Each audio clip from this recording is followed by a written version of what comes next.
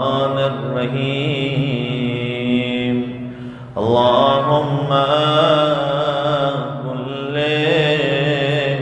لوليك الحجة ابن الحسن صلواتك عليه وعلى آبائه في هذه وفي كل ساعة وليا وحافظا وقائدا وناصرا ودليلا وعينا حتى تسكنه أرضك وتمتعه فيها طويلا صلوات محمد اللهم صل على محمد وعلى محمد نعرہ حیدری برعظمت و خوشنود حضرت ابو طالب علیہ السلام و شہزادی بی بی پاک فاطمہ بنت اسد سلام اللہ علیہا باواز بلند صلوات اللہ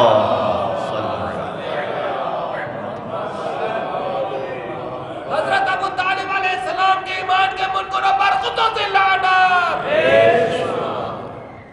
اما بعد فقد قال اللہ الحکیم فی کتابہ المجید بسم اللہ الرحمن الرحیم قل ما اسألکم علیہ من اجر الا من شاء ان يتخذ الى ربہ سبیلا صلوات بر محمد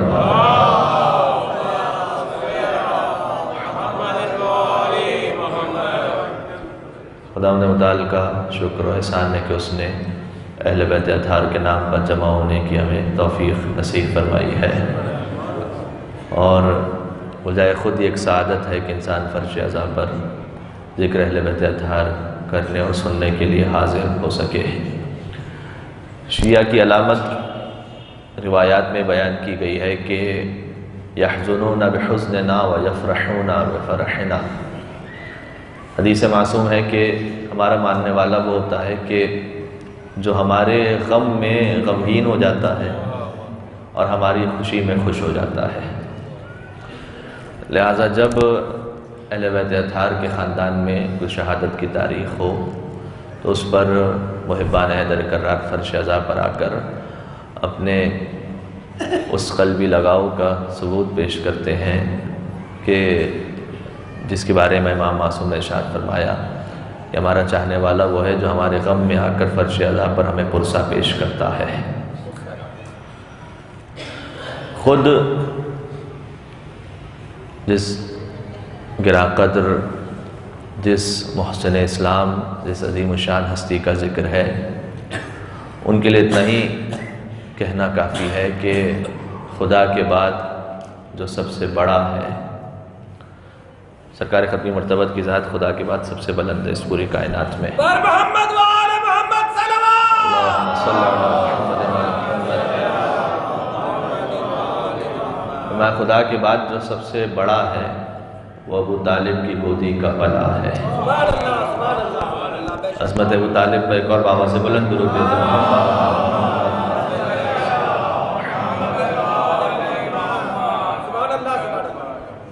اور بزرگان تشریف فرما ہے، میں فقط ثواب کی خاطر آپ کی خدمت میں حاضر ہوا ہوں، باقی تاریخ وہ مجھ سے بہتر جانتے ہیں۔ یہ بھی ایک المیہ ہے کہ جب بھی حضرت ابو طالب علیہ السلام کی ذات پہ، ان کی شخصیت پہ گفتگو ہو تو فوراً موضوع ایمان ابو طالب علیہ السلام ہوتا ہے، ورنہ ایمان ابو طالب پر نہیں بلکہ عصمت ابو طالب پر گفتگو ہونی چاہیے۔ کوئی پست مولوی اپنی فطرت سے مجبور ہو کر اگر ابو طالب علیہ السلام کو نعوذ باللہ کافر کہے تو اس میں بگڑنے کی کوئی بات نہیں، کہنے دو، اس لیے کہ وہ نجس زبان کے جو یزید جیسے کو مسلمان کہہ رہی ہو، پھر سے جملہ گزارش کر دوں تاکہ جوانوں کے ذہن میں اچھی طرح سے ذہن نشین ہو جائے کہ وہ پست اور حقیر و پلید زبان کے جو یزید جیسے کو مسلمان کہہ رہی ہو، وہی زبان اگر ابو طالب کو مسلمان کہے تو یہ عمران کی توہین ہے۔ اور یہ مسلمانوں کا عجیب دستور ہے تاریخ میں کہ ابو سفیان جو حضور سے لڑا، تاریخ ثابت کرتی ہے، اس میں کوئی اختلافی بات بھی نہیں۔ ابو طالب علیہ السلام جنہوں نے حضور کو پالا، پھر یزید جس نے نواز رسول کو شہید کیا، اور نواز رسول کے چاہنے والے ہم اور آپ جو ان کے غم میں روتے ہیں۔ تاریخ کی عجیب ستم ظریفی ہے کہ جو رسول سے لڑے وہ مسلمان، جو نواز رسول کو شہید کرے وہ مسلمان، جو حضور کو پالے وہ کافر، جو نواز رسول پر روئے وہ کافر۔ لہذا اس میں اتنا پریشان ہونے کی اس لیے ضرورت نہیں ہے کہ یہ بھی واضح بات ہے کہ جب علی کے باپ کے ایمان پر بات ہوگی تو پھر ہر ایک کے باپ کے ایمان پر بات ہوگی۔ لہذا یہ موضوع بہت حد تک بیان ہو چکا ہے، میں تھوڑا سا اس سے اور مزید آگے جانے کی کوشش کروں گا کہ اگر عصمت ابو طالب علیہ السلام پہ بات ہو، علامہ مجلسی نے بحار الانوار میں کئی روایتیں لکھی ہیں، اور انہوں نے لکھا ہے کہ مولا باب الحوائج امام موسی کاظم علیہ السلام نے ارشاد فرمایا ہے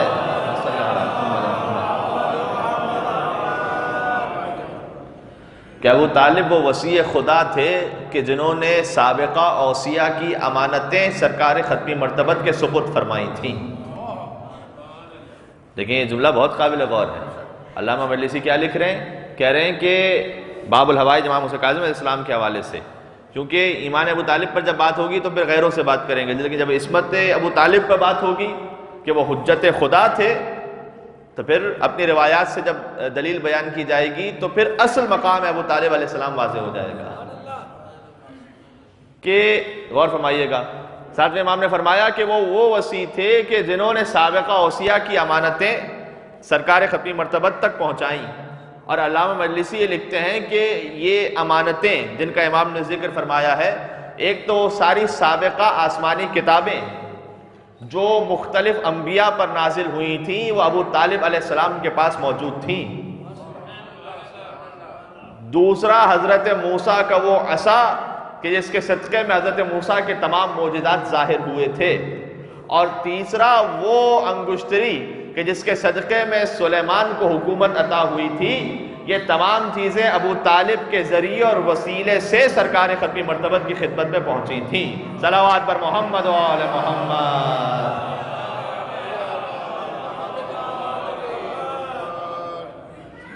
لہذا خود امام باقر علیہ السلام کی بھی حدیث ہے، فرمایا کہ لو رجح اللہم صلی علی محمد و آل محمد لو رجح ایمان ابو طالب علی کفتن وَإِيمَانُ هَذَا الْخَلْقِ عَلَى كَفَّةٍ أُخْرَى لَرَجَحَ كَفَّتَهُ۔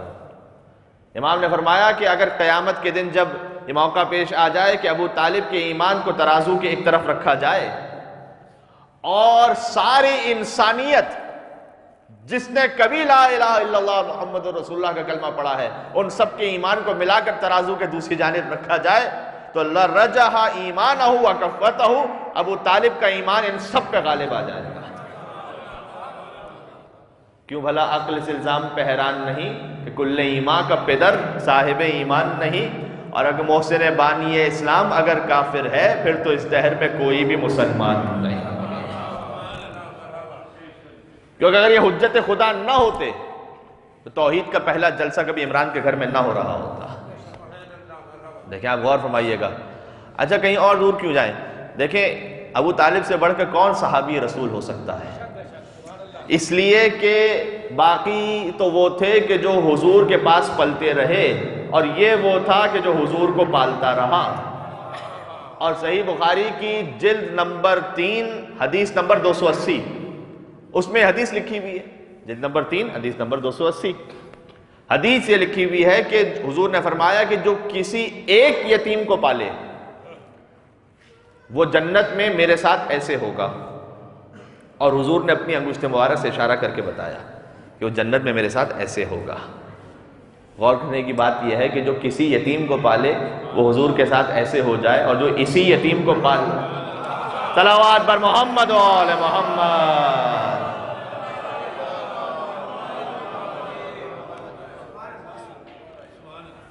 توحید کا پہلا جلسہ ہو رہا ہے حضرت ابو طالب علیہ السلام کے گھر میں۔ پروردگار، اگر اسی سلسلے میں بات کی جائے تو پروردگار کیا تجھے لا الہ الا اللہ کی بات پہنچانے کے لیے پورے مکہ میں کسی مسلمان کا گھر بھی نہ ملا؟ کہ ابو طالب کے گھر کا انتخاب، یعنی عالم اسلام ذرا سوچے اور غور کرے کہ لا الہ الا اللہ کا پہلا جلسہ ہو رہا ہے۔ وَأَنذِرْ عَشِيرَتَكَ الْأَقْرَبِينَ کی آیت نازل ہوئی 40 برس کے بعد، غور کیجئے گا۔ وَأَنذِرْ عَشِيرَتَكَ الْأَقْرَبِينَ کی آیت ختمی مرتبت پر پہلی وہی نازل ہوئی اقرا بسم ربک الذی خلق۔ سورہ علق کی ابتدائی 5 آیتیں، اور پھر جب تبلیغ اسلام کا باقاعدہ آغاز ہوا ہے تو حکم آیا وَأَنذِرْ عَشِيرَتَكَ الْأَقْرَبِينَ، اے رسول اپنے قرابت داروں کو ڈراؤ، پیغام پہنچاؤ۔ غور فرمائیے گا 40 سال تک کوئی آیت نازل نہیں ہوئی تھی، اس سے پہلے ہی حضور کو صادق بھی کہا جا رہا تھا اور امین بھی کہا جا رہا تھا۔ آذا امین، جاء امین، ذہب امین، یہ مکے والوں کی زبان پر تھا کہ یہ امین آ رہا ہے، یہ امین چلا گیا، یہ امین بات کر رہا ہے، یہ امین وہاں پر ہے، یعنی حضور کے نام سے نہیں بلاتے تھے، حضور کی امانت کی صفت سے بلایا کرتے تھے۔ تو 40 سال تک کوئی آیت نازل نہیں ہوئی تھی، لیکن مقصد پروردگار یہی تھا کہ اے محمد پہلے انہیں قرآن بن کر دکھا دے، پھر اس کے بعد قرآن پڑھ کر سنا دے۔ لہٰذا نزول قرآن سے پہلے کی بات کر رہا ہوں، کوئی ایک عمل ایسا نہیں ہے، کوئی ایک عمل، صرف سرکار ختمی مرتبت کا نہیں، اس پورے خاندان کا کوئی ایک عمل ایسا کوئی دکھلا دے تاریخ اسلام میں کہ جو اسلام سے مطابقت نہ رکھتا ہو یا قرآن سے مطابقت نہ رکھتا ہو، نہیں۔ حضرت ابو طالب کے بیٹے تو جب دنیا میں تشریف لائیں تو آغوش مادر سے آغوش رسالت میں آتے ہی قرآن کی تلاوت فرمائی ہے، ابھی تو قرآن نازل ہی نہیں ہوا تھا۔ ربیع الاول کا جب موقع آتا ہے تو بعض مسلمان یہ کہتے ہیں کہ آپ سرکار، السلام علیکم، صلوات پر محمد و آل محمد۔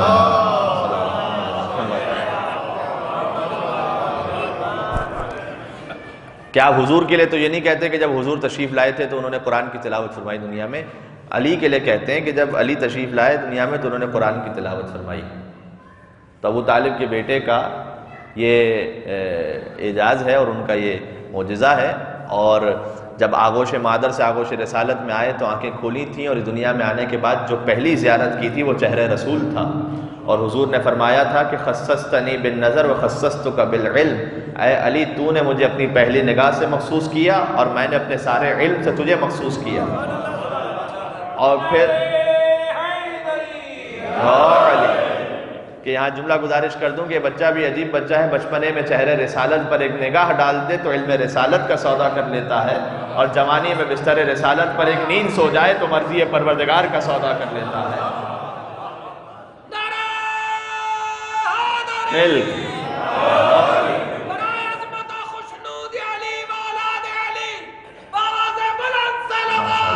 اللہ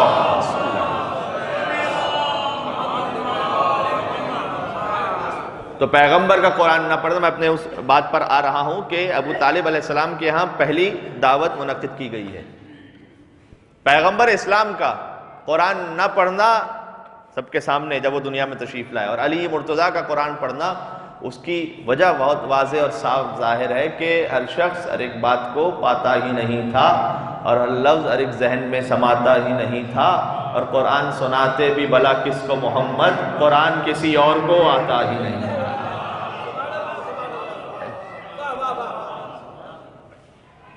لہذا اس پورے خاندان کا کوئی ایک عمل، نزول قرآن سے پہلے کی بات کر رہا ہوں، کوئی ایک عمل بھی ایسا نہیں بتلا سکتا کہ جو قرآن سے مطابقت نہ رکھتا ہو، بلکہ اکثر تو ایسا ہوا کہ قرآن نازل ہوا اور انہوں نے عمل کیا نہیں، وہ تو مومن کی علامت ہے۔ انہوں نے عمل کیا اور آیت نازل ہوئی ہے۔ علی نے انگشتری پہلے دی ہے، انما ولیکم اللہ ورسولہ والذین آمنوا الذین یقیمون الصلاۃ ویؤتون الزکاۃ وہم راکعون کی آیت بعد میں نازل ہوئی ہے۔ علی بستر رسالت پر پہلے سوئے ہیں. وَمِنَ النَّاسِ مَن يَشْرِي نَفْسَهُ ابْتِغَاءَ مَرْضَاتِ اللَّهِ وَاللَّهُ رَءُوفٌ بِالْعِبَادِ کی آیت بعد میں نازل ہوئی ہے. علی نے روٹیاں صدقے میں پہلے دی ہیں. وَيُطْعِمُونَ الطَّعَامَ عَلَىٰ حُبِّهِ مِسْكِينًا وَيَتِيمًا وَأَسِيرًا کی آیت بعد میں نازل ہوئی ہے. اگر آیت اتر جائے اور عمل کرو تو مومن کہلاتے ہو، اور اگر عمل کر لو اور آیت اتر جائے تو امیر المومنین کہلاتے ہو. وَأَنذِرْ عَشِيرَتَكَ الْأَقْرَبِينَ، اے رسول اپنے قرابت داروں کو ڈرائیے.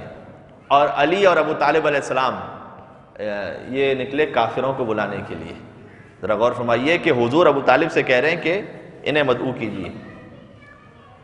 تو جسے دعوت دینے کے لیے کہا جا رہا ہے اس کا اسٹیٹس کچھ اور ہے، اور جسے دعوت دی جا رہی ہے اس کا اسٹیٹس کچھ اور ہے. لہذا 40 افراد جمع ہو گئے. دعوت ذو العشیرہ واقعہ مجھے نہیں پڑھنا، وہ سب کے سامنے واضح ہے. جب اجتماع ہو گیا، دیکھیں پروردگار توحید کا پہلا جلسہ ہے، اور اس مکہ میں تو تیرا اپنا شہر بھی، تیرا اپنا گھر بھی موجود ہے، تیرا اپنا گھر بھی اسی مکہ میں بیت اللہ. تو پروردگار اس بیت اللہ میں لا الہ الا اللہ کا جلسہ کیوں نہیں ہوتا؟ محمد رسول اللہ کی بات، لا الہ الا اللہ کی بات خانہ خدا میں کیوں نہیں ہوتی؟ تیرے حبیب کو کہے کہ بیت اللہ میں یہ تقریر منعقد کر دیں اور یہ دعوت منعقد کر دیں. کہ نہیں، بات یہ کہ کچھ ناعاقبت اندیش ایسے تھے جنہوں نے خانہ خدا میں بت رکھ دیے تھے، اور جہاں سامنے بت رکھے ہوں وہاں لا الہ الا اللہ کا بیان نہیں ہو سکتا. ابو طالب کے گھر میں جلسہ ہو رہا تھا، پتہ چلا کہ رحمان کے گھر میں بت تھے، عمران کے گھر میں بت نہیں تھے.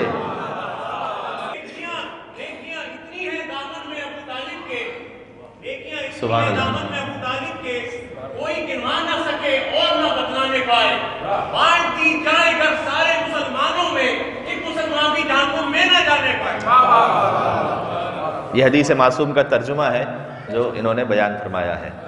اور جو اس سے مشابہت کی حدیث ہم گزارش کر چکے ہیں جو مومنین بعد میں تشریف لائیں ان کے لیے، کہ امام باقر نے فرمایا تھا کہ اگر ایمان ابو طالب کو ترازو کے ایک طرف رکھا جائے اور سارے مسلمانوں کے ایمان کو ترازو کے دوسری طرف رکھا جائے، لرجح ایمان ہو، تو ان کا ایمان غالب آ جائے گا. اس لیے کہ یہ غالب بھی ہیں اور کل غالب کے بابا بھی ہیں. ابو طالب علیہ السلام سے ہی کہا گیا کہ آپ کھانے کا انتظام فرمائیے. دعوت ذو العشیرہ ہو رہی ہے، کھانے کا انتظام کہاں سے ہوا ہے؟ ابو طالب نے تو کھانے کا انتظام کیا ہے. اے پروردگار، تو نے تو سابقہ اقوام کے لیے من و سلوہ نازل کیا تھا، اور یہ جو تیرا نبی دعوت دے رہا ہے یہ تو تیرے دین کی خاطر دعوت دے رہا ہے. تو معجزے کے ذریعے سے کسی غذا کا، کسی کھانے کا انتظام ہو جائے. تو جب بنی اسرائیل کے لیے ہو سکتا ہے تو تیرے آخری نبی کے لیے کیوں نہیں ہو سکتا؟ کا پتہ چلا بات یہ ہے کہ ابو طالب کھانے کا انتظام کریں تاکہ میں پہلے ہی سے یہ سمجھا دوں کہ ابو طالب کا کھانا کھا کر مسلمان ہوئے ہو. اب جو ابو طالب کو کافر کہے وہ نمک حلال نہیں ہو سکتا، نمک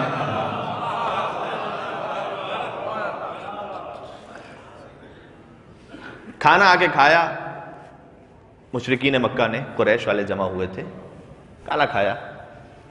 اور کھانا کھانے کے بعد جب حضور اٹھے اور پہلی تقریر فرمانے لگے، ابھی پہلی گفتگو، تو ابو لہب اٹھا اور ابو لہب نے شور مچایا. اور ابو لہب شور مچا کر سارے قریش والوں کو لے کر باہر نکل آیا.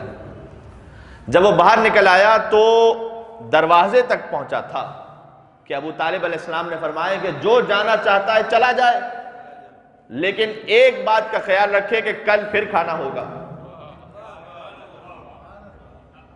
معروف خطیب کا جملہ ہے کہ جہاں چاول کا دانہ وہیں بندے کا آنا. تو کھانے پر اگلے دن پھر سب آ گئے، پھر سب نے ڈٹ کے کھانا کھایا. کھانے کا کیا معجزہ تھا وہ آپ بزرگوں سے کئی مرتبہ سن چکے ہیں، مجھے یہاں دہرانے کی ضرورت نہیں ہے. تو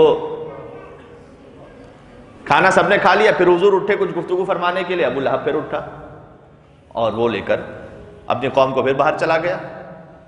یہاں تو اتنا سمجھ میں آ گیا کہ مشرکوں کا ہمیشہ سے طریقہ رہا ہے کہ نیاز کا بائیکاٹ نہیں ہوگا، مجلس کا بائیکاٹ ضرور ہوگا. لنگر جہاں مل رہا ہو تو وہاں تو پھر منکر بھی آ جاتا ہے، وہ نہیں دیکھتا، وہ سب آ جاتے ہیں پھر. تو لیکن مجلس میں نہیں آئیں گے. اور واقعاً غور فرمائیے گا کہ یہ دسترخوان ابو طالب علیہ السلام کا صدقہ ہے. کہ آج تک ابو طالب کے ماننے والوں اور چاہنے والوں کے ہاں کبھی نیاز کی کمی نہیں ہوئی ہے۔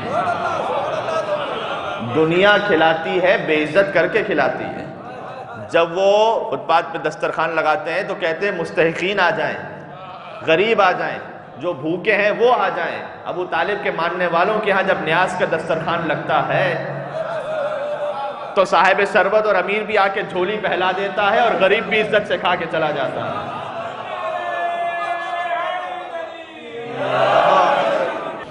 تو یہ اس دسترخوان ابو طالب علیہ السلام کا صدقہ اور مرہون منت ہے۔ دوسرے دن پھر کھانا ہوا، انہوں نے کھانا تو کھا لیا لیکن چلے گئے، بات نہیں سنی۔ ابو طالب علیہ السلام نے فرمایا کہ کل پھر کھانا ہے۔ تیسرے دن یہی معاملہ کہ جناب کھانا تو کھلا دیا۔ اچھا پروردگار نے کہا تھا وَأَنذِرْ عَشِيرَتَكَ الْأَقْرَبِينَ، اے رسول اپنے قرابت داروں کو ڈرائیے۔ اور حضور کا رحم اور کرم دیکھیے گا کہ حضور نے کہا کھلاؤں گا پہلے، ڈراؤں گا بعد میں۔ تو حضور پہلے گفتگو فرما سکتے تھے لیکن نہیں، حضور نے پہلے کھلایا۔ اچھا غور فرمائیے گا انشاءاللہ اپنی بات اسلام کی پہلی دعوت سے 23 سال آگے بڑھ کر اس سے ریلیٹ کرتے ہوئے ایک اور جملہ کہہ دوں۔ دیکھیں ابو لہب جو کھڑا ہو جاتا تھا اور حضور کو گفتگو نہیں کرنے دیتا تھا، اس کی وجہ کیا تھی؟ بھئی کیا ابھی تو بات ہی نہیں سنی نا، تو پہلے بات سن کر پھر بائک آؤٹ کر دے تو بات سمجھ میں آتی، لیکن ابھی تو بات ہی نہیں سنی، ابھی تو پتہ ہی نہیں کہ حضور کہنے کیا والے ہیں، اور اپنی قوم کو لے کر کھڑا ہو کے چلا گیا۔ وجہ کیا ہے؟ قرآن کریم میں ہے کہ پروردگار نے فرمایا کہ شیطان بھی اپنے ماننے والوں پر وحی کرتا ہے۔ وحی فقط رحمان کی طرف سے نہیں ہے، وحی شیطان کی طرف سے بھی ہوتی ہے، اور وہ اپنے ماننے والوں کو بتا دیا کرتا ہے کہ آگے کا منصوبہ کیا ہے، اور اس کے ماننے والے شیطان کی وحی پر عمل کیا کرتے ہیں۔ اور ہمارے لہذا ابو لہب پہلے سے جانتا تھا کہ حضور کیا کہنے والے ہیں۔ 23 سال بعد آ جائیے، حضور نے کاغذ و قلم مانگا تھا، کاش میری بات پہنچ سکے۔ وہاں پر حضور کو تقریر نہیں کرنے دی گئی، یہاں پر حضور کو تحریر نہیں کرنے دیا گیا۔ وہاں پر بھی شیطان کا نمائندہ موجود تھا، یہاں بھی شیطان کا نمائندہ موجود تھا۔ اب خیر میں اس موضوع پہ چلا گیا تو بات بہت آگے چلی جائے گی، ورنہ جس طرح سے ولایت اور درود ہمارے ایمان کا جز ہے، دشمنان اہل بیت پر لعنت بھی اسی طریقے سے تشیع کا جز ہے۔ یہ کوئی بازاری عقیدہ ویسے نہیں ہے جو بسا اوقات جوان ویسے ہی شغل میں اور شوق میں، جی نہیں، درود جیسے مقدس عبادت ہے، جیسے کہ اب حضور نے بڑے احترام اور بڑی محبت کے ساتھ جب یہ فرمایا تو اس لیے میں گزارش کر رہا ہوں کہ یہ واقع درود جیسے ایک مقدس کام ہے، اسے اسی مقدس کام ہی کی طرح انجام پایا جانا چاہیے۔ اسے کہ لعنت گالی نہیں ہے، یہ اردو زبان میں آ کے گالی بن گیا ہے۔ لعنت کا مطلب یہ ہے کہ پروردگار یہ تیری رحمت کے قابل نہیں ہے تو اسے اپنی رحمت سے دور فرما دے، یہ ہے لعنت کا مطلب۔ تاجر آل محمد مسجد نبوی میں تشریف فرماتے ہیں، اللہم صلی علی محمد و آل محمد، مولا کے نام پہ ایک بابا سے بلند درود بھیج دے، محمد و آل محمد۔ 2 افراد داخل ہوئے، بس اس موضوع پہ میں جانا نہیں چاہ رہا، فقط ایک جملہ جوانوں کے دلوں دماغ میں انشاءاللہ بات بیٹھ جائے گی کہ 2 مولا کے چاہنے والے داخل ہوئے، امام نے ایک کو سلام کیا، دوسرے کو سلام نہیں کیا۔ تو جس سلام نہیں کیا تھا وہ مولا کے پاس آیا اور آ کے کہا کہ اے فرزند رسول میں بھی آپ کا چاہنے والا ہوں، آپ نے مجھے سلام نہیں کیا۔ امام نے کہا کہ جب وہ داخل ہوا جسے میں نے سلام کیا تھا تو وہ ہم پر درود بھیجتا ہوا داخل ہو رہا تھا، اور جب تو داخل ہوا تو تو ہمارے دشمنوں پر لعنت کرتا ہوا داخل ہو رہا تھا۔ اس نے کہا مولا پھر میں بھی آپ پہ درود بھیجتا ہوا داخل ہوتا تو آپ مجھے سلام کر لیتے۔ امام نے کہا نہیں، سلام کا جواب دینا چونکہ واجب ہے تو مجھے پتا تھا کہ میں سلام کرتا تو تم پر واجب تھا کہ تو سلام کا جواب دے، تو میں نے یہ تو برداشت کر لیا کہ ہم پر درود میں سلام کے برابر وقفہ آ جائے، لیکن یہ برداشت نہ کیا کہ ہمارے دشمنوں پر لعنت میں سلام کے برابر وقفہ آ جائے۔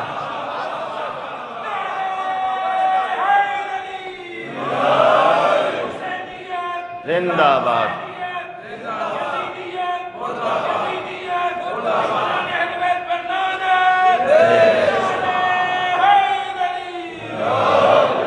فقط ہم اور آپ ہی نہیں بلکہ وہ عبادت بھی کہ جو دشمن اہل بیت سے سرزد ہو جائے، عبادت اس پہ لعنت کیا کرتی ہے۔ یہ حدیث رسول کا، حدیث معصوم کا ترجمہ گزارش کر رہا ہوں. ولا کے ہاتھ پہ بیعت نماز کرتی ہے اور علی ولی کی یہ مدحت نماز کرتی ہے، اور بغیر حب علی کے جو پڑھ رہا ہے نماز اسی کی شکل پہ لعنت نماز کرتی ہے.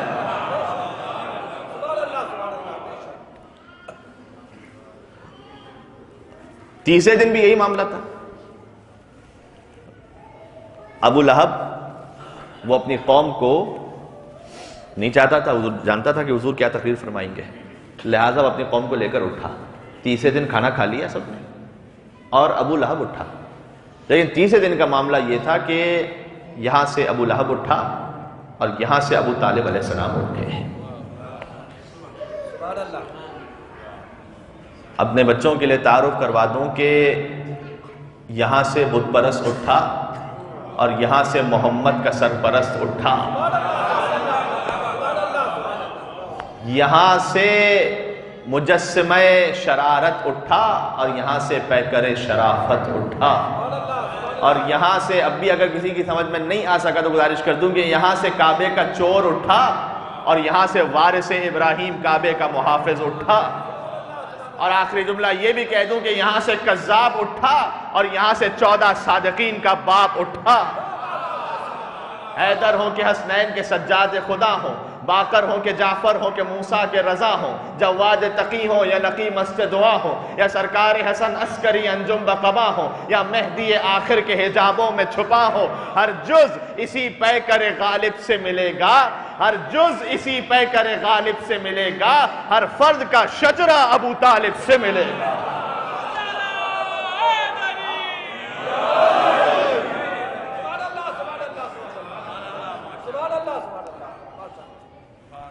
ابو طالب علیہ السلام اٹھے اور انہوں نے، ابو لہب کا ویسے بڑا روب اور دبدبا تھا، سردار تھا، لیکن ایک ہاتھ سے ابو لہب کو دبایا اور کہا اسکت یا حمار. میں کیا گزارش کروں کہ ترجمہ ابو طالب علیہ السلام کا جملہ، لہذا یہاں ممبر سے گزارش کر رہا ہوں. کہا اے گدھے چپ ہو جا. توہین رسالت پہ جو آج بات ہو رہی ہے، توہین رسالت کے خلاف پہلا فتویٰ ابو طالب علیہ السلام نے دیا تھا.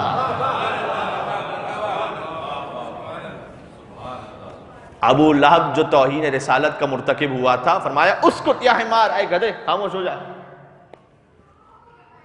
اور دیکھیں بڑا مشکل ہوتا ہے ایک ہی لمحے میں دو مختلف کیفیتیں اپنے اوپر طاری کرنا. ابو لہب کے لیے غضب سے کہا اے گدھے چپ ہو جا، اور پھر رحمت للعالمین کے لیے رحمت بن کے فرمایا قم یا سیدی و یا مولایا. بہت گنجائش ہے کہ اس پہ بات ہو سکے. ایک جملہ یہاں پہ گزارش ضرور کروں گا، قم آپ اب بلند ہو جائیے، یا سیدی و یا مولایا. حسن ذرا پتہ تو کیجئے گا کہ کبھی تاریخ عرب میں ایسا ملتا ہے کہ کسی چچا نے یتیم بھتیجے کو سید اور مولا کہہ کے مخاطب کیا ہو.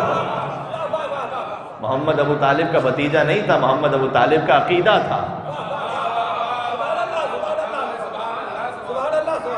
اے سید اور اے مولا، اے میرے سید ویا مولایا، اے میرے مولا. پروردگار جب تیرے نبی کو کوئی مولا کہنے والا نہیں تھا، ابو طالب نے 40 کافروں کے درمیان، ابو لہب جیسوں کے درمیان تیرے نبی کو مولا کہا، تو هل جزاء الاحسان الا الاحسان.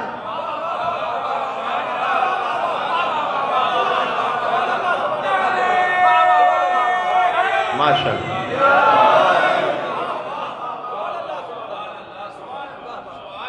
نہ تیرے نبی کا کلمہ کوئی پڑھنے والا، نہ تیرے نبی کو سید کوئی کہنے والا، نہ تیرے نبی کو مولا کوئی کہنے والا. ابو طالب نے اتنے بڑے 40 کافروں کے درمیان تیرے نبی کو مولا کہا، تو کیا احسان کا بدلہ سوائے احسان کے کچھ اور ہو سکتا ہے؟ تو پروردگار کی صدا آئے گی کہ اے ابو طالب تو نے 40 کافروں میں میرے محمد کو مولا کہا، اپنے محمد سے تیرے بیٹے کو غدیر کے میدان میں 1.25 لاکھ حاجیوں کے درمیان مولا نہ کہلوا دوں تو مجھے خدا نہ کہلوا. قم یا سیدی و یا مولایا، یہ تھا پہلا جملہ. اگلا جملہ فرمایا، اس پہ پھر بڑی گنجائش ہے لیکن رکوں گا نہیں چونکہ آگے ایک اور گفتگو ہے جسے ساتھ ہی متصل کر کے بیان کروں گا، انشاءاللہ گفتگو پھر ختم ہو جائے گی. فرمایا بلغ ما انزل الیک من ربک. اللہ اکبر. غدیر کی آیت انشاءاللہ ذہن میں ہے نا, یا ایھا رسول بلغ ما انزل الیک من ربک. ابو طالب علیہ السلام نے کیا فرمایا؟ قم یا سیدی و یا مولایا بلغ ما انزل الیک من ربک. آپ وہ پہنچا دیجئے جو آپ کے رب کی جانب سے نازل کیا گیا ہے.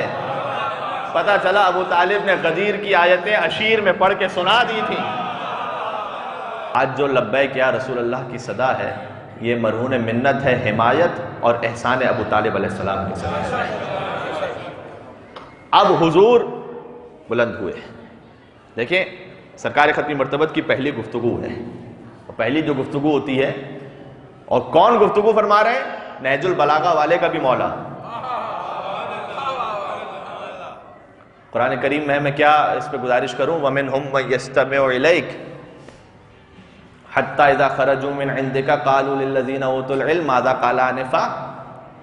کچھ لوگ ایسے ہیں جو آپ کی محفل میں حضور کے لیے, کچھ لوگ ایسے ہیں جو آپ کی محفل میں آ کے بیٹھتے ہیں, اور آپ جب تقریر فرماتے ہیں اور گفتگو کرتے ہیں تو یستمع الیک, آپ کی بات کو غور سے سنتے ہیں. حتی اذا خرجوا من عندک, لیکن جیسے ہی آپ کی محفل سے باہر جاتے ہیں, قالوا للذین اوتوا العلم, تو جن لوگوں کو ہم نے علم عطا کیا ہے ان سے کہتے ہیں ماذا قال آنفا, ابھی حضور کیا کہہ رہے تھے؟ سمجھ نہیں آئی حضور کیا کہہ رہے تھے, ابھی کیا کہہ رہے تھے؟ یہ قرآن کی آیت ہے. تو دیکھیں جب حضور تقریر فرماتے تھے تو کچھ وہ تھے جو حضور کی بات نہیں سمجھ پاتے تھے. دیکھیں دو تین ہی امکان اس میں ہو سکتے ہیں. پہلی بات تو یہ ہے کہ جو سننے والا ہے وہ غور سے نہ سن رہا ہو, حضور کوئی گفتگو فرما رہے ہیں اور وہ سن ہی نہیں رہا کوئی. یہ وہ بات ہے جیسے قرآن ماننے نہیں دیتا, اس لیے کہ قرآن کی آیت ہے وَمِنْهُمْ مَن يَسْتَمِعُ إِلَيْكَ, يَسْمَعُ نہیں يَسْتَمِعُ. یسمعُ یعنی سننا, یستمع یعنی غور سے سننا. اسی لیے غنا کا سننا حرام نہیں ہے, کوئی آواز کان میں خود بخود پڑ رہی ہو, یستمع غور سے سننا, توجہ دینا, یہ حرام ہے. تو سماع الغنا حرام نہیں, استماع الغنا حرام ہے. لہذا یستمع کا مطلب ہے غور سے سنتے ہیں. تو پہلی بات تو یہ کہ غور سے سن رہے ہیں حضور کی بات, پھر بھی سمجھ میں نہیں آ رہی. اچھا کیا دوسرا امکان یہ نعوذ باللہ صد نعوذ باللہ من ذالک, کہنے والا محمل بات کر رہا ہو, یہ میرا عقیدہ ماننے نہیں دیتا کہ حضور کو ایسی بات کہہ رہا ہوں. اب مجھ جیسا کوئی جاہل خطیب ہو, کبھی کہاں کی بات کبھی کہاں کی بات, تو بات ٹھیک ہے, سرکار ختمی مرتبت کی گفتگو. تو تیسرا ایک امکان رہ جاتا ہے کہ سننے والے کا لیول ہی نہیں تھا کہ وہ حضور کی بات کو سمجھ سکے. تو جو خود سمجھ نہ سکا ہو وہ دوسرے کو سمجھا کیا کھاٹ سکے گا؟ حضور بلند ہوئے تقریر کرنے کے لیے. دیکھیں جس کا در اتنا پڑھا لکھا ہو وہ شہر کتنا پڑھا لکھا ہوگا. حضور کی پہلی گفتگو ہے اور حضور فرما رہے ہیں یا بنی عبد المطلب, اے عبد المطلب کی اولادوں, قولوا لا الہ الا اللہ تفلح. حضور کا پہلا پیغام, لا الہ الا اللہ کہو فلاح پا جاؤ گے, اور میں تمہاری طرف خدا کی جانب سے بھیجا ہوا ایک رسول ہوں. ایکم یوازرنی, تو تم میں سے کون ہے جو میری مدد کرے گا؟ تم میں سے کون ہے جو میری مدد کرے گا؟ ایڈورڈ گبن نے بھی لکھا ہے دا فال آف دا رومن امپائرز میں, اس نے ڈیٹیل کے ساتھ, غالباً دوسرا والیوم جو اس کا ہے, اس میں اس نے پوری جب اس ہسٹری کو لکھا تو دعوت ذوالعشیرہ کو لکھا, اور اس نے یہ لکھا کہ جیسے ہی حضور نے فرمایا ایکم یوازرونی, تم میں سے کون ہے جو میری مدد کر سکے, تو ون چائلڈ اسٹوڈ اپ, ایک بچہ کھڑا ہوا, and he was 13 years old, اس کا سن 13 برس تھا, and his name was علی, اور اس کا نام علی تھا.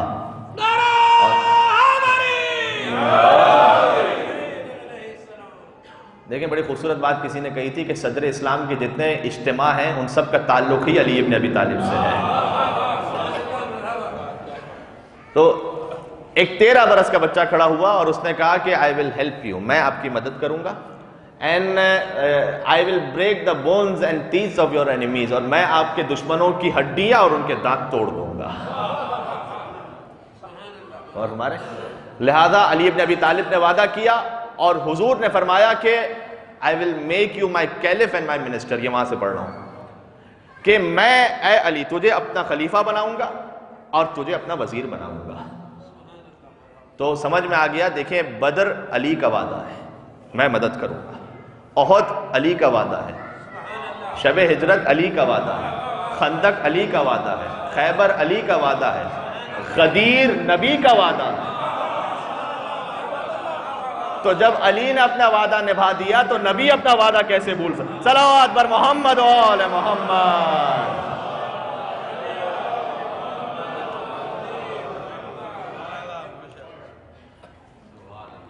یہ پہلی دعوت کا تھوڑا سا منظر تھا جو آپ کی خدمت میں گزارش کر دیا،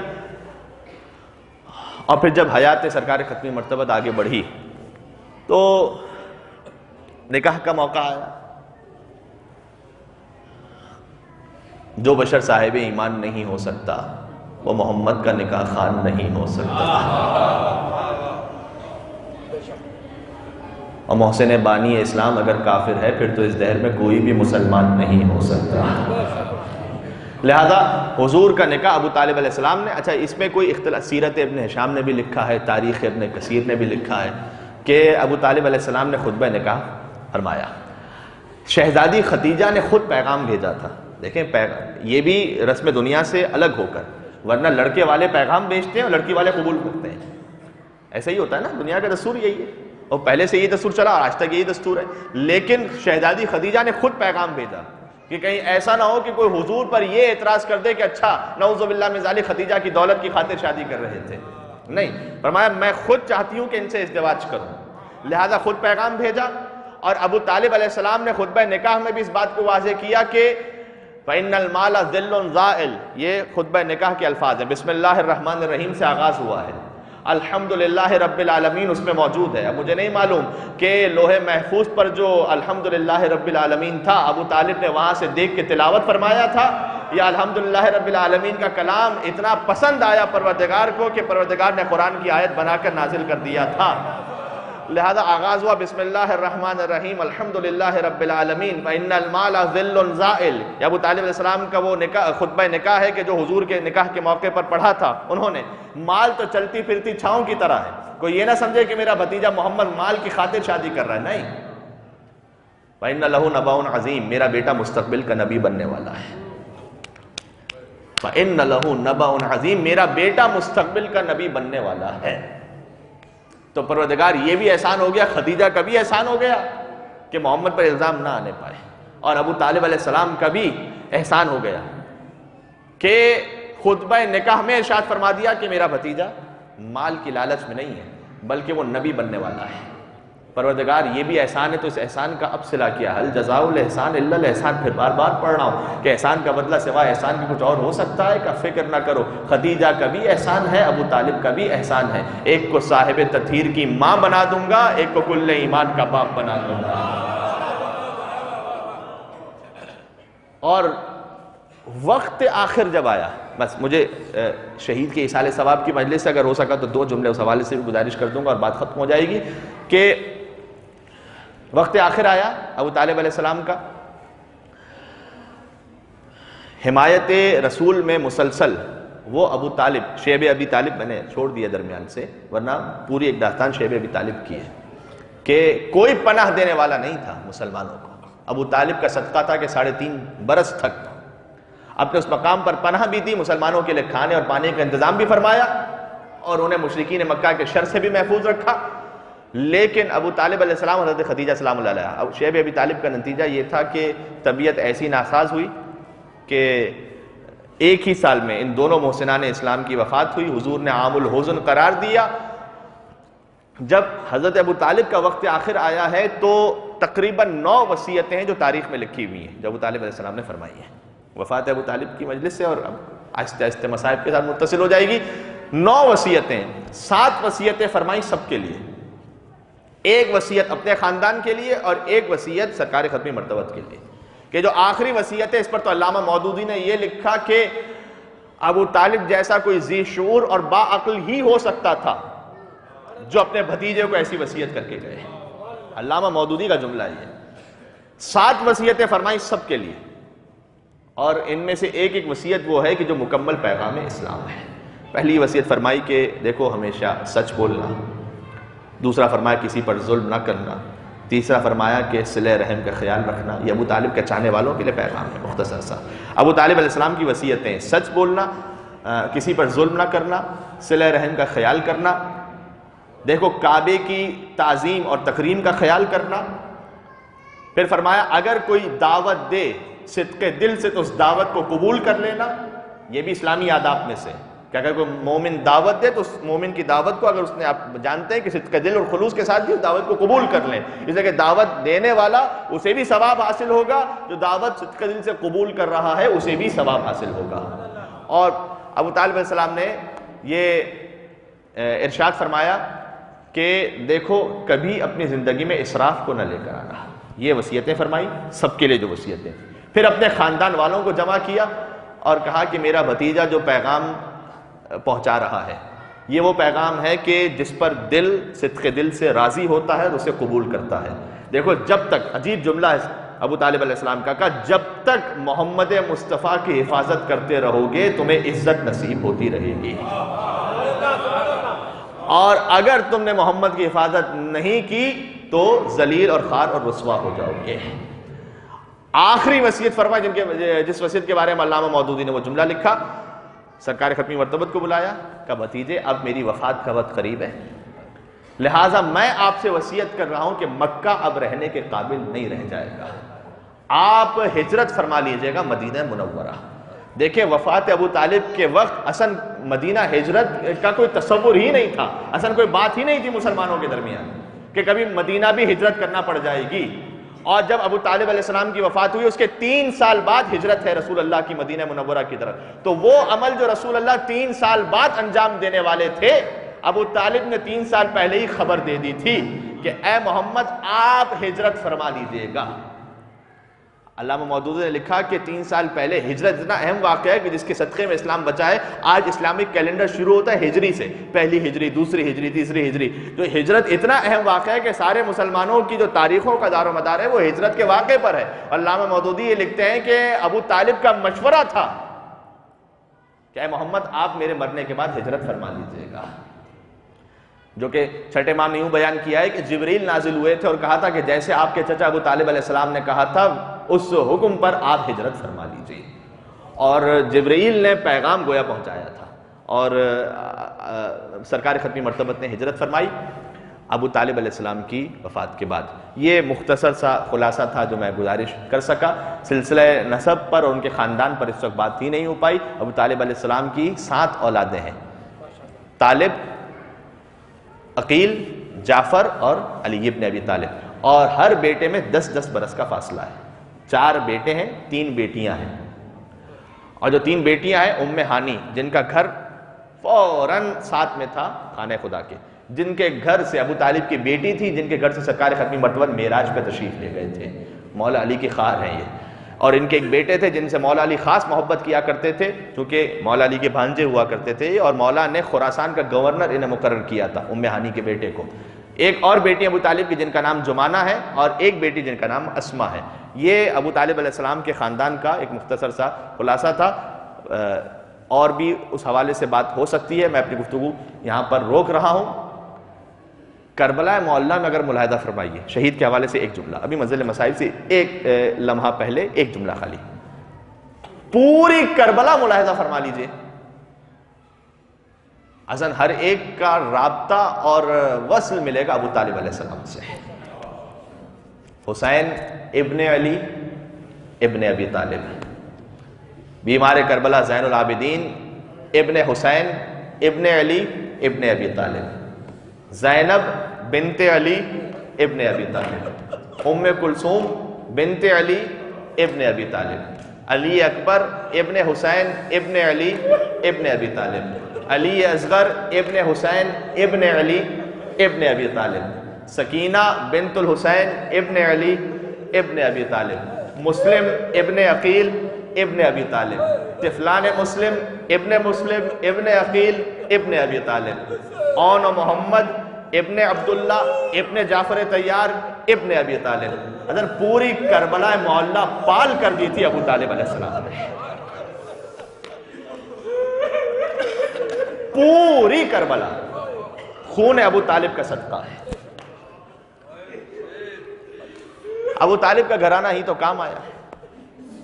اور دیکھیں شہید کسی خاندان میں، اور اگر شہداء کے خانوادے یہاں پر تشریف فرما ہے، ابو طالب علیہ السلام کا صدقہ ہے، وہ آپ کو انشاءاللہ اجر عنایت فرمائیں گے کہ جو ان کے خاندان کی رسم تھی وہ آپ کے خاندان میں جاری ہو گئی. شہید مرد یہ تو بہت سے خاندانوں میں ہے، لیکن ابو طالب کے گھرانے میں فقط شہید مرد نہیں ہے، شہید عورتیں بھی شامل ہیں. اگر غور فرمائیے، ابو طالب کی بہو ہے نا فاطمہ زہرا سلام اللہ علیہ، اولین شہیدہ راہ ولایت کا نام ہے فاطمہ زہرا، پہلی شہیدہ راہ ولایت ابو طالب کی بہو ہے. زینب، سکینہ، ان سب کا تعلق خانوادہ ابو طالب علیہ السلام سے. آج یا حسین کی صدا ہے، احسان اور مرہون منت ابو طالب علیہ السلام کے ہیں. پروردگار اس مجلس کو منعقد کرنے والوں کو بھی جزائے خیر عنایت فرمائے. دام درہم قدم سخن کسی بھی انداز سے ابو طالب علیہ السلام کے خاندان کی جو خدمت کر رہا ہے، مالک ان کی توفیقات میں مزید اضافہ فرمائے. آپ کی حاجات کو پروردگار ابو طالب علیہ السلام کے صدقے میں قبول فرمائے. جناب امیر کا جملہ ہے کہ اِنَّ نُورَهُ مِن نُورِنَا، کہ میرے بابا ابو طالب کا نور ہمارے نور سے تھا. وَخَلَقَ اللَّهُ نُورَهُ قَبْلَ خَلْقِ آدم بِأَلْفِ عام، آدم کا نور آدم کا جب خلق ہوا تھا، پتلا آدم جب خاک سے خلق ہوئے، کہ ابو طالب کا نور آدم سے 2000 سال پہلے پروردگار نے عرش پہ خلق فرمایا تھا. یہ امیر المومنین کا جملہ ہے. لہذا میں نے پہلی جو جملہ کہا تھا گفتگو کی پہلی ابتدا میں، وہ آخر میں دہرا دوں کہ ایمان ابو طالب پر بات کرنا اصل توہین ابو طالب علیہ السلام ہے. وہ حجت خدا تھے، عصمت ابو طالب علیہ السلام پہ بات ہونی چاہیے. وہ وسیع انبیاء تھے جو شہید ہوئے ہیں راہ حق میں. ابو طالب علیہ السلام کا صدقہ میں نے گزارش کر دیا. علی شعور کی سرحد میں آ سکا بھی نہیں، یہ انتہائے علی ہے کہ انتہا بھی نہیں. علی خدا و محمد کے بعد سب سے بلند، یہ میرے ذہن کی حد ہے مگر پتہ بھی نہیں. تمام مشکلیں حل ہو گئی ہیں لمحوں میں، ابھی میں سوچ رہا تھا علی کہا بھی نہیں. اور جسے علی کی محبت پہ موت آئی ہے، جتنے شہداء ہیں، من مات علی حب آل محمد مات شہیدہ، جو آل محمد کی محبت میں مرتا ہے وہ شہید مرتا ہے. تمام مشکلیں حل ہو گئی ہیں لمحوں میں، ابھی میں سوچ رہا تھا علی کہا بھی نہیں. اور جسے علی کی محبت پہ موت آئی ہے، مزہ تو یہ ہے کہ مر بھی گیا مرا نہیں. اور علی سے حشر میں اللہ خود یہ کہہ دے گا کہ کوئی تیرا جو نہیں ہے تو پھر میرا بھی نہیں. پروردگار ابو طالب علیہ السلام کی محبت جو آپ کے قلوب میں، اس میں مزید اضافہ فرمائے. وقت آخر آیا، ابو طالب علیہ السلام کی وفات ہوئی، عام الحزن قرار دیا کہ پورا سال غم کا سال حضور نے قرار دیا. یہ سنت رسول ہے جو آپ فرش عزائے ابو طالب علیہ السلام پہ تشریف فرما ہے کہ حضور نے غم کا سال قرار دیا تھا. خود حضور نے جنازے میں شرکت فرمائی، اپنے کندھوں پر جنازہ لے کر چلے، اور ابو طالب کا جنازہ بڑی شان سے حضور جنت المالا کی طرف لے گئے. جنت المالا میں ابو طالب کو دفن کیا گیا. حضور کی والدہ گرامی بھی وہیں پر مدفون ہے، شہزادی خدیجہ الکبریٰ بھی وہیں پر مدفون ہے. غور فرمائیے گا، ظالموں نے اس قبرستان کو بھی مسمار کر دیا ہے. ابو طالب علیہ السلام کی قبر بھی مسمار ہے. تو ہم ان کے فرزند مولا علی مرتضیٰ کو پرسہ پیش کرتے ہیں، اور پرسہ پیش کر کے کہتے ہیں کہ یا امیر المومنین، جب ہم ائمہ کی شہادت کہتے ہیں تو ہم یہی کہتے ہیں کہ جس امام کی شہادت ہے اس کا بیٹا یتیم ہو جاتا ہے. جب حسین شہید ہوئے تو پھر سکینہ یتیم ہو گئی تھی، تو جب ابو طالب دنیا سے گئے تو آج علی مرتضیٰ یتیم ہو گئے تھے. کائنات کا مشکل کشا علی مرتضیٰ، ان کی یتیمی کا دن گزرا ہے، اے مولا آپ کو پرسہ پیش کرتے ہیں، اور ساتھ میں یہ بھی کہتے ہیں کہ یا امیر المومنین یقیناً آپ اول مظلوم عالم ہیں، آپ کے فرزند حسین ابن علی ان سے بڑا مظلوم کوئی نہیں ہے، لیکن آج علی کا مزار بھی آباد ہے، حسین کا مزار کربلا میں بھی آباد ہے، ان کی زری بھی موجود ہے، گنبد بھی موجود ہے، لاکھوں زائرین بھی ہیں، لیکن ابو طالب کا مزار وہاں کوئی چراغ جلانے والا نہیں ہے، ابو طالب کی قبر آج بھی مسمار ہے، وہاں کوئی زیارت پڑھنے والا نہیں ہے، وہاں زیارت پڑھنے والا دور کی بات ہے، ابو طالب کی قبر پہ کھڑے ہو کر کسی کو زیارت پڑھنے کی اجازت بھی نہیں ہے، وہاں ابو طالب کے مصائب کا ذکر کرنا اسے بھی منع کر دیا گیا ہے، وہاں پر کوئی ابو طالب کا ذکر نہیں کر سکتا۔ جنت المالا میں آج بھی ابو طالب علیہ السلام مظلوم ہے، سرکار خود جنت المالا تشریف لے گئے، ابو طالب کے جنازے کو خود دفن فرمایا۔ یہاں سے ایک جملہ کہہ کر میں، چونکہ ہر مصیبت کا اختتام تو پھر کربلا مولا ہی کی جانب ہوتا ہے نا، دیکھیں حضور نے اپنے چچا کو دفن کیا، مجھے کربلا میں یاد آ گیا کہ ایک چچا نے اپنے ایک بھتیجے نے اپنے چچا کو دفن کیا تھا، لیکن حضور نے ابو طالب کو دفن کیا تو منزل کچھ اور تھی، اور بیمار کربلا نے جب اپنے چچا ابوالفضل عباس کو دفن کیا تھا تو منزل کچھ اور تھی۔ حضور نے کفن بھی پہنایا تھا، حضور نے اپنے چچا کو دفن کیا تو احترام کے ساتھ جنازہ سپرد لحد بھی کیا تھا، لیکن میرا بیمار امام یہ بھتیجا ہے اور چچا ہے ابوالفضل عباس علیہ السلام۔ روایت میں ملتا ہے کہ جب یہ بھتیجا اپنے چچا کو دفن کرنے پہنچا تو میدان کربلا میں بکھری ہوئی لاشیں پڑی تھیں، بنی اسد کے قبیلے سے کہا دیکھو میں بتاتا ہوں کون سا لاشا کس شہید کا لاشا ہے، دیکھو یہ جون غلام حبشی کا لاشا ہے، دیکھو یہ بریر حمدانی کا لاشا ہے، دیکھو یہ حبیب ابن مظاہر کا لاشا ہے، دیکھو یہ ہلال ابن نافع بشری کا لاشا ہے۔ جب کسی نے پوچھا مولا یہ کس شہید کا لاشا ہے، کہا دیکھتے نہیں پورا بدن گھوڑوں کی ڈابوں طلبا۔ جزاکم اللہ۔ آہستہ آہستہ اور مزید صدائیں بلند ہو، انشاءاللہ مولا علی علیہ السلام سے اجر پائیں گے، ان کے بابا کی مجلس میں گریہ فرمائیں گے، ابو طالب علیہ السلام آپ سے راضی ہوں گے، کوئی غم عطا نہ فرمائے پروردگار آپ کو ابو طالب کے صدقے میں، ان کے صدقے میں آپ کی حاجات کو پورا فرمائے، وہ حلال مشکلات کے بھی بابا ہیں، جو ان سے توسل کرے گا پروردگار اس کی مشکل کو حل فرما دے گا، پروردگار اسے رد نہیں کرے گا کہ مولا یہ کس شہید کا لاشا ہے، کہ دیکھتے نہیں کلیجے میں برچھی کا ٹوٹا ہوا پھل موجود ہے۔ لیکن مجھے چچا اور بھتیجے تک جانا ہے، لیکن یہ ایک تمہیدی جملہ ہے، اسے سماعت فرما لیجئے گا، روئیں گے انشاءاللہ مصاب ہوں گے کہ یہ میرے کڑیل جوان بھیا علی اکبر کا لاشا۔ پھر ایک لاشے کے قریب میرا بیمار امام بیٹھ گیا، کہا آقا یہ کس شہید کا لاشا ہے، کہا دیکھتے نہیں پورا بدن تلواروں سے ٹکڑے ٹکڑے ہو چکا ہے۔ کسی نے میرے بیمار امام سے مدینہ میں پوچھا تھا اے مولا آپ کے بابا کے جسم پر کتنے زخم تھے، مولا نے کہا تجھے زخم کیا بتاؤں، دیکھیں ایک زخم ہو جسم پر انسان کا پورا جسم تکلیف محسوس کرتا ہے۔ مولا نے اپنی انگشتری اتاری، کہا دیکھ یہ جو نگینہ دیکھ رہا ہے نا اس کے برابر بھی میرے بابا کے جسم پر کوئی حصہ صحیح اور حسین کا لاشا دفنایا۔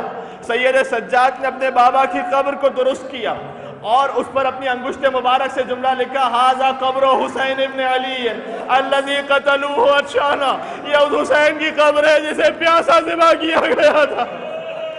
بنی اسد والوں نے کہا سارے لاشیں دفن ہو چکے، مولا اب ہمیں اجازت دیجیے گا، وعدہ پورا ہو گیا۔ مولا نے کہا ابھی ایک لاشا باقی رہ گیا، کہ مولا سارے لاشیں دفن، کوئی لاشا نظر نہیں آتا، کہ چلو فرات کے کنارے میرا چچا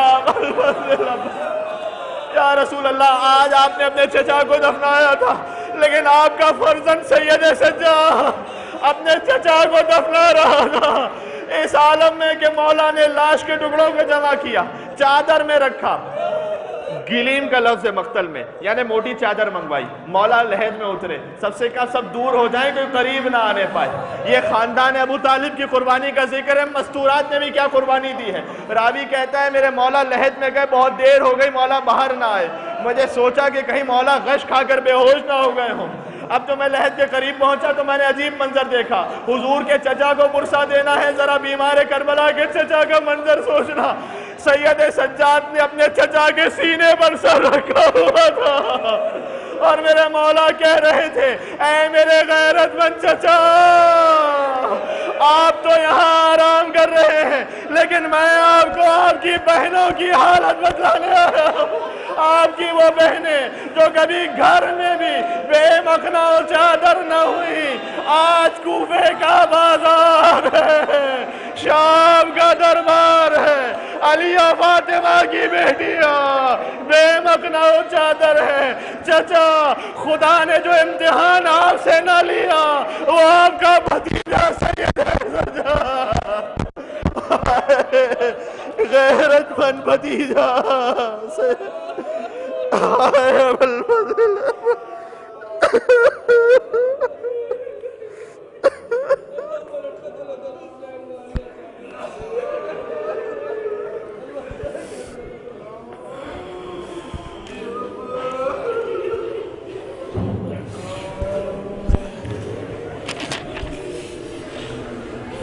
لعنة الله على القوم الظالمين السلام عليك يا أبا عبد الله۔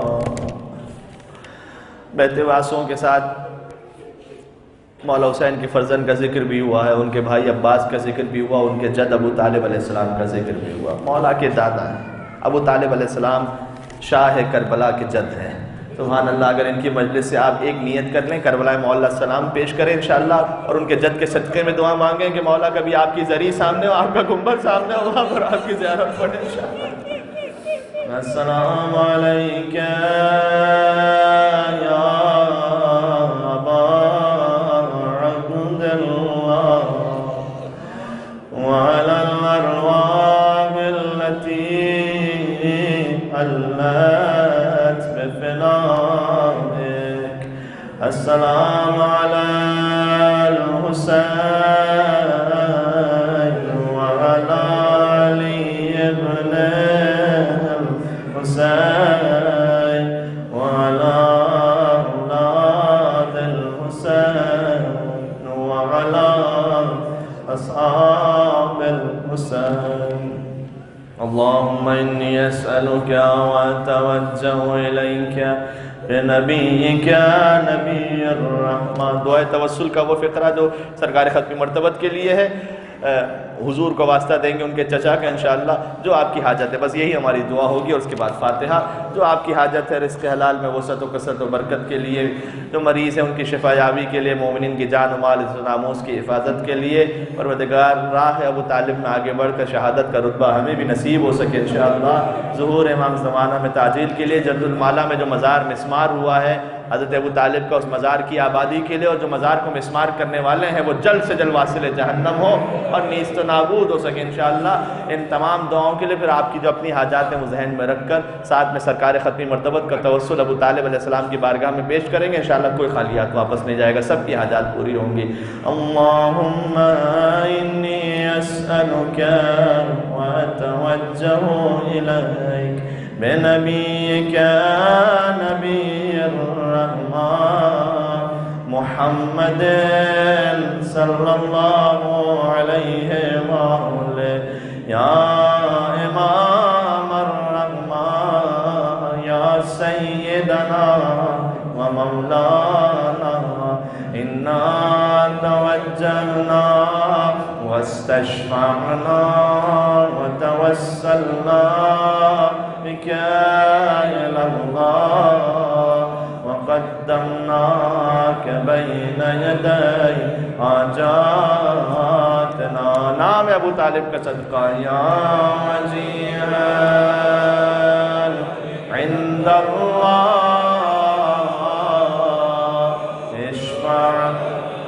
ماشاءاللہ اتنے مومنین ہیں، مل کے جنت المالا کی آواز جائے انشاءاللہ۔ يا وجيها عند الله اشفع بالخصوص رزق حلال میں وسعت و کثرت کے لیے جو اس وقت خواہش مند ہیں، يا وجيها عند الله اشفع مقروض کا قرض غیب سے ادا ہو انشاءاللہ۔ آخری سب مل کر فرزند ابو طالب کے ظہور کے لیے یا وجیہا عند اللہ